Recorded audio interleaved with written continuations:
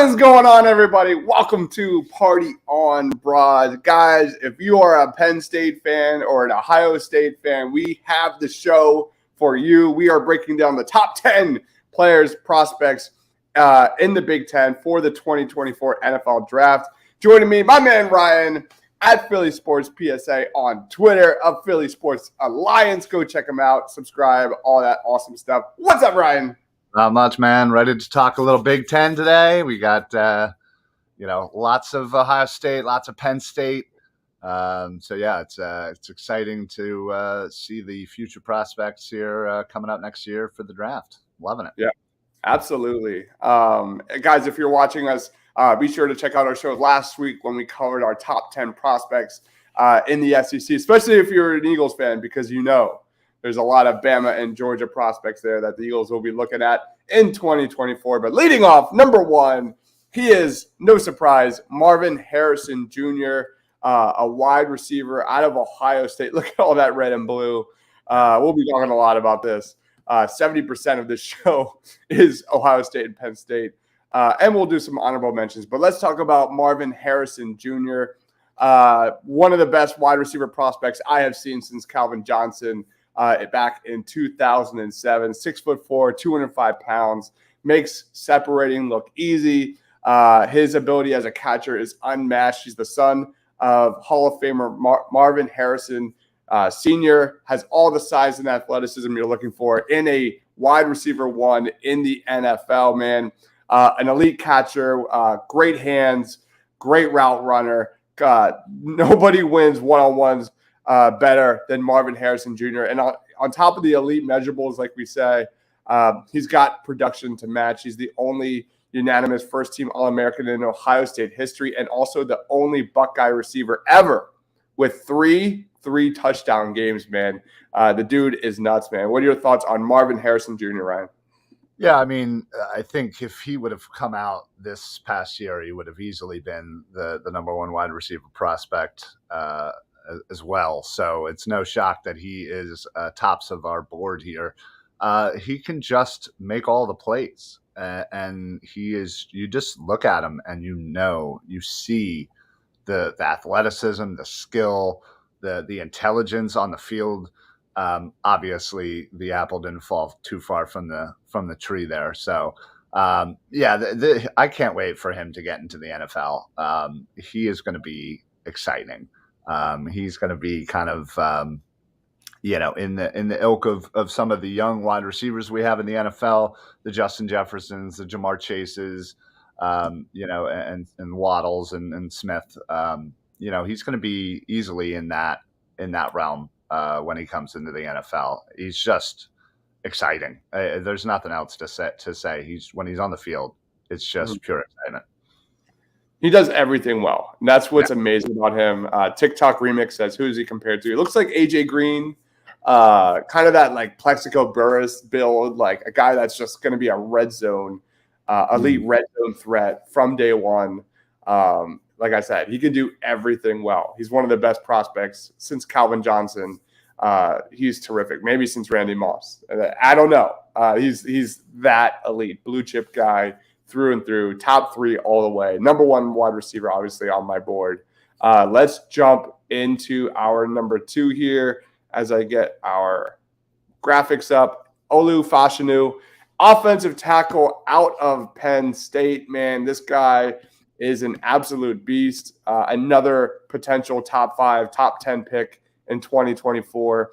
He was a projected first rounder in this year's draft, 2023, but opted to return to Penn State to get his master's degree, excels in the classroom, but most notably in pass protection. He's one of the best pass protecting offensive tackles in the draft. His 84.7 pass blocking grade was 6th among Power 5 tackles, did not surrender a sack, and only allowed one hit on 281 pass blocking snaps in 2022. He's got everything you're looking for athletically, 6'6", 309 pounds, great frame, great length, good feet. I think this guy is built to play left tackle at the next level. He is my offensive tackle number one in this class, just a little bit ahead of Joe Alt. who I think both of those guys have top 10 potential in 2024. But what are your thoughts on Olu Fashanu? Yeah, he's definitely my number one offensive tackle this year, and there's a few, as you said, you mentioned Alt. There's also Latham from Alabama.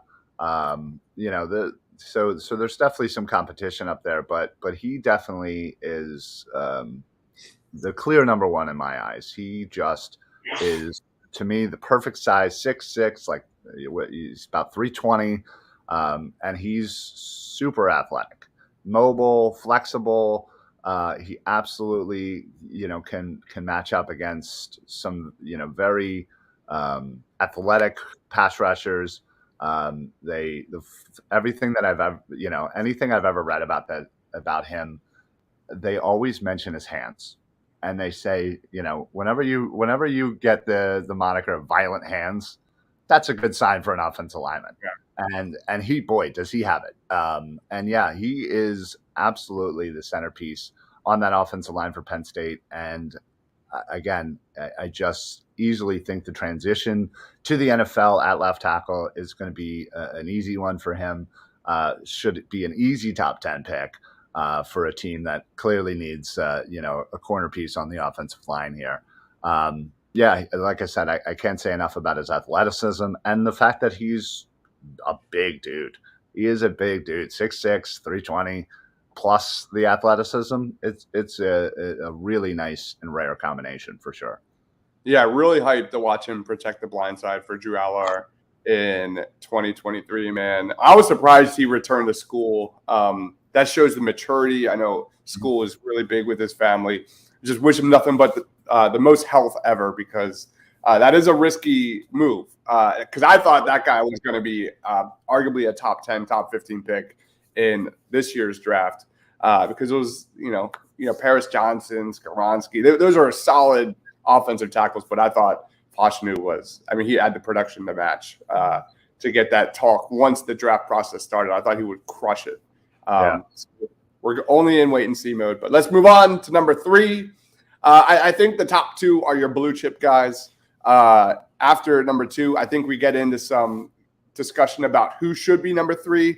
For me personally, I went Emeka Egbuka, wide receiver out of Ohio State, man.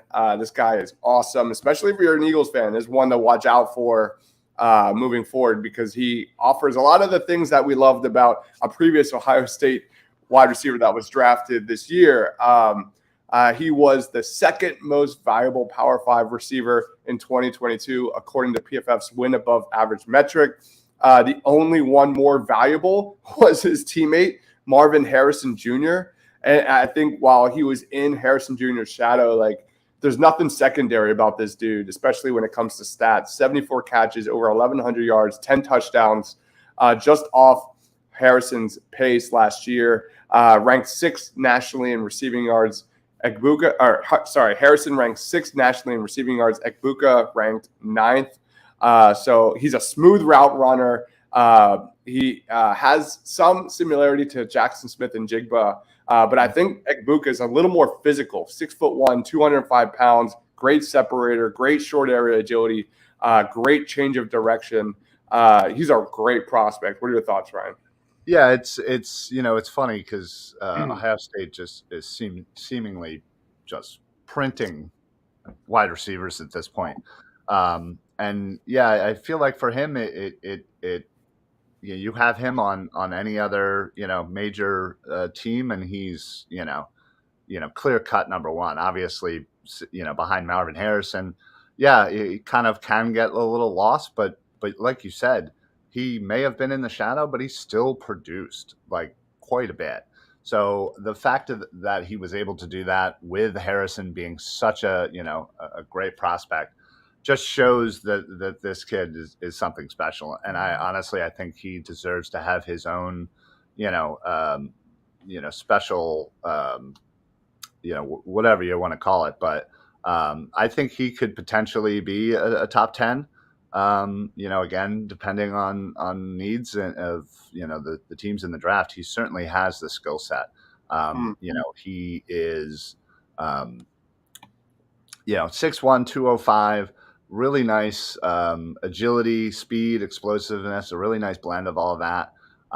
And he's a great route runner. He is really good at kind of exploiting the soft zones in the coverage, and just has just this natural ability to get open. So I again, I think he if is right behind Marvin Harrison. Obviously, Harrison's a great prospect, and again, like we said, one of the better ones we've seen in the last few years. But yeah, he's got to get some praise here too, because he is a very skilled wide receiver. And again, I think if he would have been out this year, he probably would have been the number one prospect over Njigba. Yeah, I agree. I fully agree with that. You look at who is quarterbacking Ohio State in 2023. You're looking at a guy named Kyle McCord and Devin Brown. Can those guys replace a CJ Stroud? Probably not. But who knows? We'll see. He's got crazy expectations though, and weapons on the perimeter for sure with Egbuka and Harrison Jr. Man, what I think you and I could do pretty well with those wide receivers. Maybe you. All right. Let's roll into our number 4 prospect in the Big Ten, a guy I'm really high on, and I've seen other outlets not so high on, but I think is a sensational prospect. Kalen King, cornerback out of Penn State.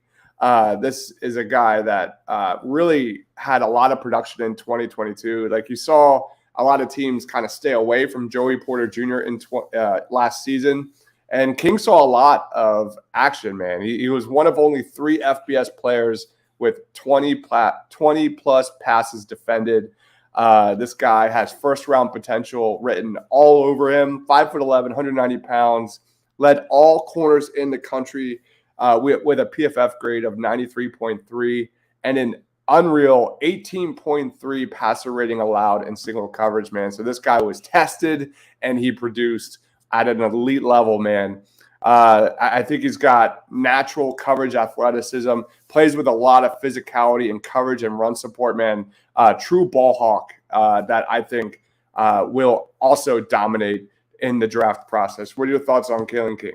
Yeah, I mean, you said it perfectly. I think, last year people were, trying to avoid Joey Porter, and he got a lot of work, and he stepped up. And like you said, plenty of pass deflections.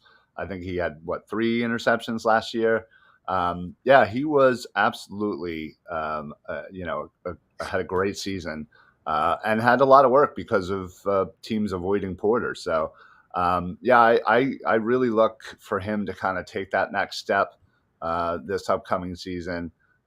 He seems to just have this natural coverage ability. He has good burst, good fluidity, especially changing directions, and just has a knack for the ball. Just really good ball skills. And he really, you just watch, film on him, highlights on him. He just seems to play with a passion, and that to me comes across, when seeing him play. So all those things to me, I think really add up, and definitely, when we talked about our rankings, yeah, I saw that not a ton of people had him as high, but when we kind of sat down and talked about it, it was a clear choice that, he is going to be one of the better cornerback prospects. Obviously, there's a couple already we talked about last week, but I like him, honestly. And I'm hoping he kind of builds on his season from last year and takes over Porter's kind of number 1 role. And just continues to improve. I just like him. About how I ranked. Yeah, he's my number 2 corner in this draft. Right behind Kool-Aid McKinstry. Yeah. And I think McKinstry has an amazing ceiling, but I think King's right there when it comes to ceiling. So he's right behind McKinstry at this point. But again, these are way too early rankings. We'll see what it looks like. Right. Well, I think we all saw last year, when early rankings came out, especially for, I feel like, Yeah, exactly. Eli Ricks was super up there, and Keely Ringo was super. Was really high Yeah. up there. The cornerback rankings, I feel like, changed a lot more than maybe some other rankings. Just again, it's just kind of one of those positions. So, yes, this is super early, but I'm hoping King kind of stays in that realm of top 5 prospects for cornerbacks. I think he will, just given his opportunity at Penn State this year. Yeah, that defense is going to be fun, especially with Abdul Carter, who's not coming out this year, but next year he'll be in 2025 draft. Abdul Carter is like ridiculous prospect. Keep an eye out on that guy. Let's move on to number 5. Going back to Ohio State, JT Tuimoloau, edge rusher. Speaking of going after Penn State, because if you saw this guy play against Penn State, man, he's probably their most hated player in college football because he absolutely wrecked Penn State. He recorded in one game 2 sacks, 2 interceptions. One of those was returned for a touchdown, a forced fumble, a fumble recovery, a tackle for loss, a batted pass, and 3 pressures in one game. Jesus. I made a video, a highlight reel of that, of course, and send it to all of my Penn State friends. Right. Yeah, I'm sure they had a good day that day. Yeah, I'm just that a-hole. But yeah, let's talk about this guy.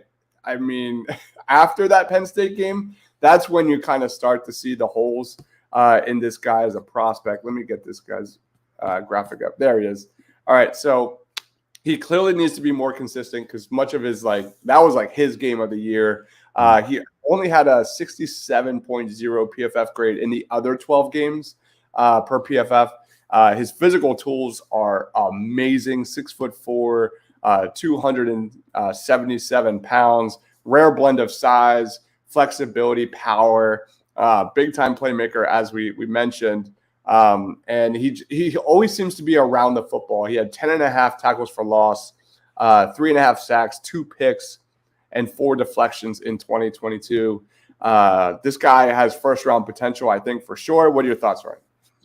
Yeah, I mean, you said it perfectly. Needs to be a little bit more consistent. He had obviously that big Penn State game, but kind of came up small in some other games during the season. But he's got a really good size, really nice, burst off the line, and has some good power and good power moves. So he seems to kind of have a knack for the ball. And for the quarterback, but like you said, just needs to kind of, get a little bit more consistent. I think he does have the potential to be, even a top 15 pick if his, season kind of goes the right way here, and he can kind of take, a little bit of that Penn State game and kind of put it more throughout the rest of the games of the season, but. He doesn't. His flexibility is one thing that I've heard about him, and that he needs to work on. Not the most flexible. Kind of needs to improve that bend, so to speak.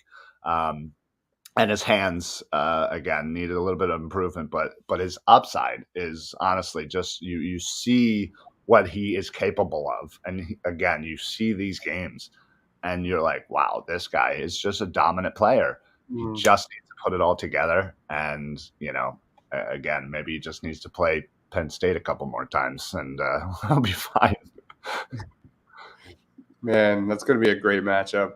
He's currently my edge number 2 in this class outside of Jared Verse. We haven't gotten into the ACC yet. The ACC also has a lot of elite talent. I know Ryan can't wait to talk about Clemson and his boy, Trot Jr. We'll get there. Maybe we'll do that next week. Because we also have the Pac-12. I don't really like talking about the Pac-12 when it comes to the NFL draft, but we have too many scars. Yes, absolutely. But got to talk about Caleb. But he's a beast. Let's roll on to number 6, and that is Johnny Newton. Defensive tackle out of Illinois, finally outside of Ohio State. It took us to number 6 to get there. But Johnny Newton, let me get his graphic up. Hold on one sec. Uh, there he is. Let's talk about Johnny Newton, man. The dude was, playing on a dominant defense back in 2022. You look at the talent, man. Devin Witherspoon, Sidney Brown, Jartavius Martin, all guys that were at the top of their position. And had he declared Johnny Newton in 2022, he probably would have been also right there, especially in a weak defensive tackle class. 6'3", 295 pounds, quick upfield penetrator, good athleticism, good twitch, relentless play style. According to Pro Football Focus, he was the highest graded interior Big Ten lineman against the run, rushing the passer, and overall. Elite production, man. He finished 2022 with 59 pressures and 13 tackles for loss or for no gain. He's just got immense amount of production and potential. What are your thoughts on Johnny Football? Johnny Football, jeez. Johnny Football. Honestly, like you said, Illinois had a sneaky good defense last year. Newton kind of is just given his size and his just natural athleticism and ability. I feel like he should be able to play pretty much anywhere on the line. Whether it's interior or edge. He has this ability to just absolutely just destroy blockers. Really just seems to kind of just go through them at times. And a lot of that is certainly his, his flexibility, but also you can kind of sense this. He just has this motor, just real high motor, and just super super energetic on the field. So I think that kind of combined with really good hands. Again, it's a big thing that I read about him. Everybody just loves his hands, and you can kind of see it as he kind of just moves through blockers sometimes. I think he has a good potential in the NFL. Again, he's versatile, can play anywhere on that line. So I think for the right team in the NFL, he could really be one of those guys that just kind of sneaks up on you and ends up having a really good productive career in the NFL. Yeah, I'm worried about his 2023 season, man, because you got to think about how much Illinois lost. Right. Man, their secondary is gutted. Who do they have at quarterback? They had their one of their best seasons ever, and this is a team that I think could potentially get picked on when it comes to Johnny Newton, because remember George Karlaftis for Purdue, he was double, triple teamed all season long, and his stats suffered for it, and his stock dropped somewhat through that season and draft process, especially when you have some casuals just looking at surface stats. I remember talking about that a lot. Illinois is kind of in a tough spot in 2023, but he's a great prospect for sure. Yeah, he's right there as one of my top defensive tackles in this draft. Let's roll on to number 7, and it is Cooper DeJean, cornerback out of Illinois, man. I think this guy is one of the most versatile defensive backs in the entire draft, man. Amazing tape. Amazing fun watch, especially on YouTube if you're watching.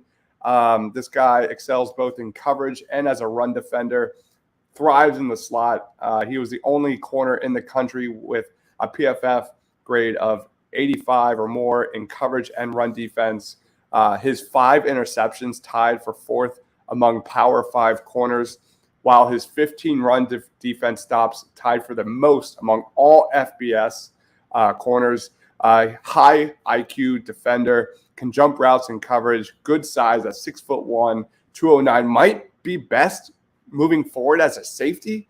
That's a conversation we had a lot about with Keely Ringo. We'll see what happens, but it's also worth noting this playmaker also provides value on special teams, man. As a punt returner, he finished with 16.5 yards per return average, and looks like a running back in the open field. What are your thoughts on Cooper DeJean? Yeah, I'm glad you kind of brought up the potential safety thing because I think he definitely has the skill set to make that transition. I think that'll be something to kind of keep an eye out for this season. But yeah, I like I just like his kind of knack for the ball. One of those kids that just gets it. I think kind of like. Not to compare to like somebody like Asante Samuel, but one of those where like you knew Samuel just knew where the ball was at all times, and I feel like this kid has a little bit of that sprinkled in, just that knack for getting to the ball, but also again high praise for his run support, good tackler. So I think that's going to go far for him in this process, and again, if he can kind of improve on those things. I don't see why he couldn't shoot up the board as being a top prospect for his position. So, I'm looking at the schedule for Iowa. He's going to get tested on the outside for sure. They don't play Ohio State for sure, but like they got at Penn State there. That'll be a fun one in September. So Cooper DeJean is a good prospect. One of my top corners in this draft. Let me see where I have him ranked. DeJean is number 3, right behind Kalen King. So he's right there, man. Definitely has, I think late first round potential. And he's a ball hawk. And I think those guys kind of get, I think draft analysts, guys for NFL teams, they love them. Some ball hawks. They'll definitely kind of give that a little more weight. That is Cooper DeJean. Let's roll on to number 8. Going back to Penn State, we're talking about Chop Robinson, an edge rusher here, dominated in his first year for the Nittany Lions after transferring in from Maryland, led all Power 5 edge defenders in overall PFF grade, 90.6. And pass rushing grade at 92.4 in 2022. His 23.6 pass rush win rate was 6th best among the same group, man. Great production. He's not like the measurable guy. He's not the toolsy guy, but he wins with everything else, man. He's 6'3", and only 240 pounds. I think he should definitely, this lists him at 253. He definitely could stand to add more to his frame and more play strength. But this is definitely one of the more promising pass rushers in the Big Ten. And he needs to kind of turn, I think, some of those flashes that we saw in 2022 into more consistent play. What are your thoughts on Chop? Yeah. I mean, that's kind of the knack on him is his consistency. But again, the potential. You see it for sure, and again, it's always tough when you're kind of talking, about players that still have a kind of season to, so to speak, prove themselves a little bit more. But I think he easily, seems to have the skill set, seems to have the motor, and. Honestly, I'm excited. I mean, just look at this list. I mean, how many Penn Staters do we have? It's just going to be an exciting team, and I think with so many prospects and so many great players, I think that might actually be kind of an advantage to him, as he's kind of not necessarily the top guy on the defense, and kind of can maybe kind of be in his own. Own little, world to kind of do his own thing rather than kind of people focusing a lot on him. But I think towards the end of the season that might change because he certainly is going to be known for sure. He just, again, just has really good flexibility.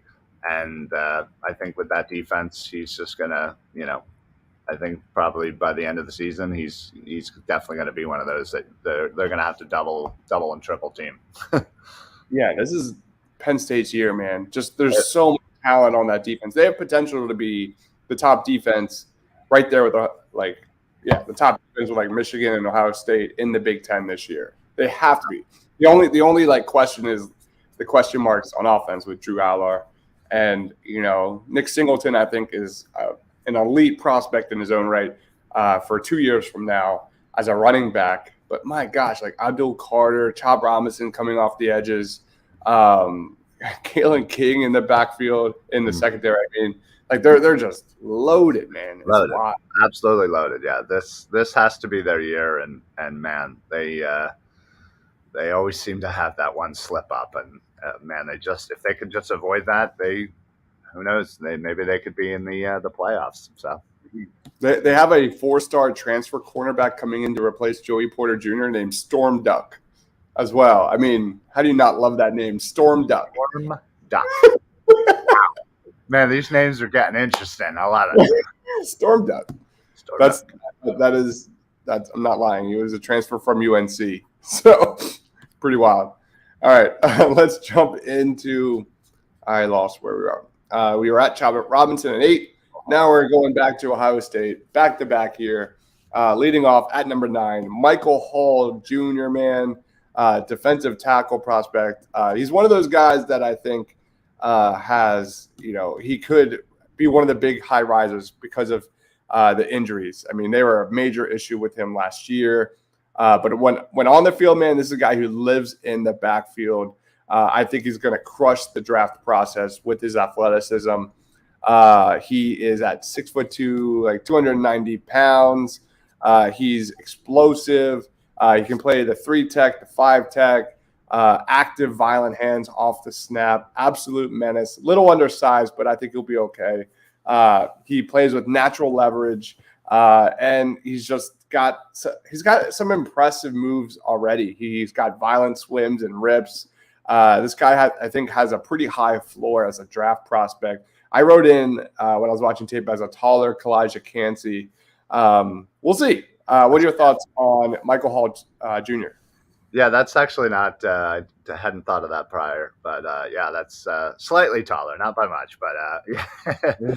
I mean, the fact of the matter is, he's going to be playing on a very good defensive line at Ohio State.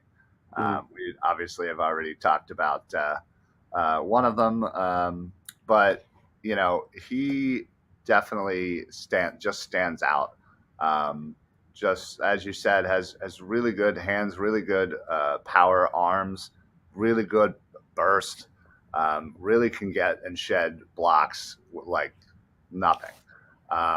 He really has a really nice pass rush.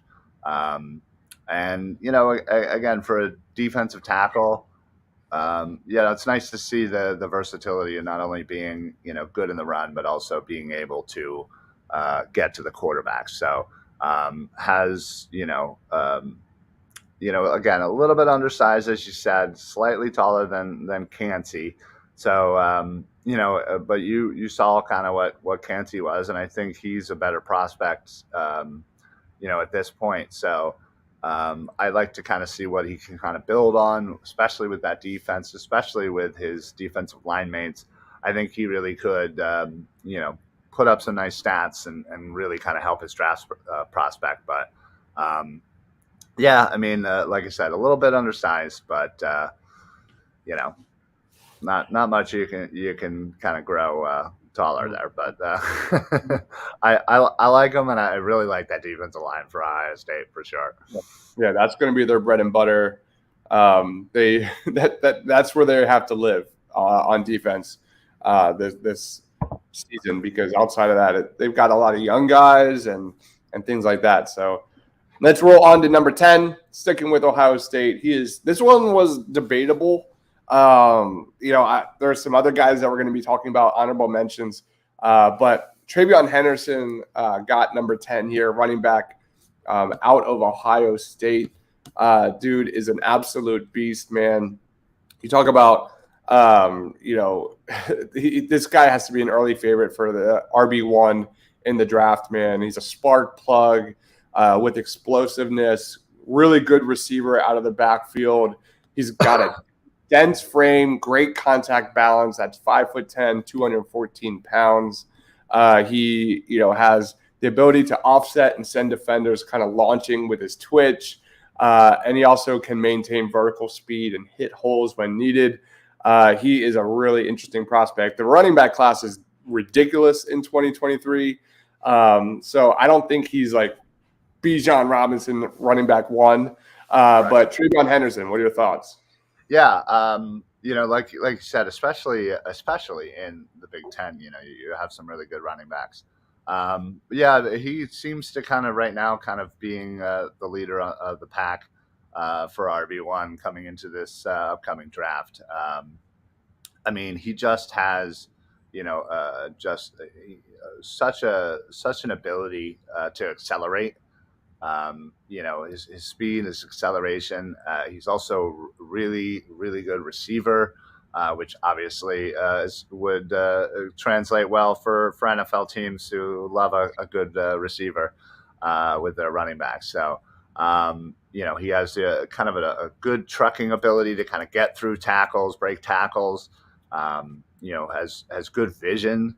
I think he clearly comes in right now at RB1, obviously not like a Bijan situation, and certainly things are going to change throughout this process. But I like him. Again, he kind of considering the fact that everybody's going to be focusing on those wide receivers, I think he is going to eat this year and absolutely run wild. Yeah. Yep. All right. So that wraps up our top 10. Again, Marvin Harrison Jr., number 1, Olu Fashanu, number 2, Emeka Egbuka, number 3, Kalen King, cornerback, number 4, JT Tuimoloau, number 5, Johnny Newton out of Illinois, number 6, Cooper DeJean, cornerback out of Iowa, number 7, Chop Robinson, one of my favorites, edge rusher out of Penn State at number 8, Michael Hall Jr., defensive tackle, Ohio State at number 9, and then TreVeyon Henderson, running back. And I'm going to lead off with our honorable mentions because I'm going to go with this dude. And, this guy paired with a couple other running backs for Michigan like Blake Corum and Donovan Edwards, man, that has the making of one of the best offenses in college football. J.J. McCarthy is a quarterback prospect with really intriguing upside. He's a guy that I'm not really sure about yet, to be honest, because his flashes are really impressive. You saw him last year, man. This guy had, 5? He thrives out of structure. That's what kind of is the narrative with a lot of these top quarterback prospects like Caleb Williams and Drake May. McCarthy's right there, man. He needs to improve his consistency. He had 4 games in 2022 with sub 60 PFF grades. He's a lean 6'3", but again, elite creation capacity as a threat on the ground, sneaky athleticism. That JJ McCarthy and his tools, I think, are worth mentioning as my honorable mention. I can't wait to see what he's got. Do you have an honorable mention? I'm actually gonna go with another Ohio State guy. Okay. To add to the list. I'm going to go with Denzel Burke, corner from Ohio State, 6 foot, 189. It certainly had some inconsistencies over his, last few seasons. But I think, some stability with the defensive staff should certainly help. He really showed a lot of potential, pass breakups, nose for the ball. And I think, he kind of just has this, ability to, stick with his man. You really see a lot of that where he's like glue. But again, he's a work in progress. He's got to, work on some things, show a little bit more consistency. He is a really good tackler, which for a corner is certainly something you want to see. I think maybe right now he might not be getting some of the love, but I think, as the NFL draft kind of comes closer and we really start getting into the weeds of it all, I think he's a name that's going to rise up really quickly. and be in the talks for a top 5 corner in the NFL coming in. Love it. One more honorable mention: Brevin Spanford, a tight end out of Minnesota. I think is going to have a monster year in 2023. Definitely a name to keep an eye out for Minnesota. But that wraps up our top 10 Big Ten prospects. Loaded class this year. Should be a really good season in the Big Ten. Stay tuned to Party on Broad because next week we will take on the ACC and get kind of gush over some linebackers. Some fun ones in that group for sure. Ryan, where can we find you, man? You can check me out Facebook, Twitter, YouTube, right here at Philly Sports PSA on Twitter, or just search Philly Sports Alliance. Just putting out shows, talking sports, doing our thing. Facebook's probably the best way. That way you can not only get all the PSA shows, but you get all of the Edge of Philly Sports shows coming through as well. And then, of course, YouTube, please subscribe, follow, all that fun stuff. So, but also, if you're not following this guy and watching all of his damn videos, I don't know. Do you even like sports? Nah. Well, only I live in my sports bubble. So I'm so weird with sports. Like once the Sixers game ends, I'm not watching the NBA. Once the Eagles game ends, I'm not watching the NFL. Like NFL's a little different for me. Like I'll continue to watch the playoffs, but you're right. There is a huge dip for me in my interest level just because I'm so bummed about not having our team. So there's a definite morning period where I'm just basketball. I'm I don't even think I've watched more than 5 minutes of the NBA Finals this year. Yeah, so I'm way more likely to be watching tape on one of these guys we just talked about than watching the NBA Finals tonight. No question. I love football, so I'll continue to watch it. But it's there's definitely a less rooting interest for sure because my heart needs to heal. Yeah, absolutely. We'll be back tonight with another show, breaking down Nick Nurse and the Sixers. We will see you then. For Ryan, again, give him a follow on Twitter at Philly Sports PSA. I am Dives, Mr. Crockpot. For Ryan, for myself, stay awesome, everyone.